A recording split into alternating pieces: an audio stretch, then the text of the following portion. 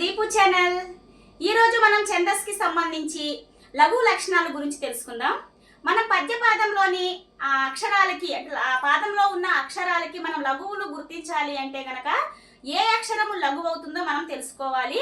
వాటికి కొన్ని లక్షణాలు అనేవి ఉన్నాయి. అవి గనక చూసుకున్నట్లయితే గనక మనం ఈజీగా లఘువు గుర్తించడానికి వీలుంటుంది. అవి చూద్దాం. ఫస్ట్ది ఏకమాత్రా కాలంలో పలికేవి లఘువులు. ఏకమాత్రా కాలం అంటే కనురెప్ప పాటు కాలంలో పలికేవి, అంటే తలకట్టు అక్షరాలు, తలకట్టున్న అక్షరాలు అంటే దీర్ఘాలు లేనివన్నమాట.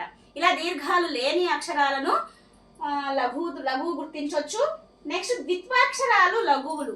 ద్విత్వాక్షరం అంటే ఒక అక్షరానికి అదే హల్లు, ఒక హల్లు అక్షరానికి కానీ అదే హల్లు ఒత్తు గనక వచ్చినట్లయితే దాన్ని ద్విత్వాక్షరం అంటాము. ఈ ద్విత్వాక్షరాలన్నీ కూడా లఘువులు అవుతాయి. అట్లానే సంయుక్తాక్షరాలు లఘువులు. సంయుక్తాక్షరం అంటే ఒక హల్లు అక్షరానికి వేరొక హల్లు ఒత్తు గనక వచ్చి చేరితే దాన్ని సంయుక్తాక్షరం అంటాము. ఇలా సంయుక్తాక్షరం గనక వచ్చినట్లయితే దీన్ని మనం లఘువుగా గుర్తించవచ్చు. నెక్స్ట్ నాలుగవది ఏంటంటే రేఫతో కూడిన అక్షరాలు లఘువులు. ఇక్కడ మనం తెలుసుకోవాల్సిన ముఖ్యమైన విషయం ఏంటంటే రేఫ. ఇక్కడ రేఫ అంటే ఏంటంటే రావొత్తు అన్నమాట. రావొత్తుని రేఫాగా పిలుస్తాము.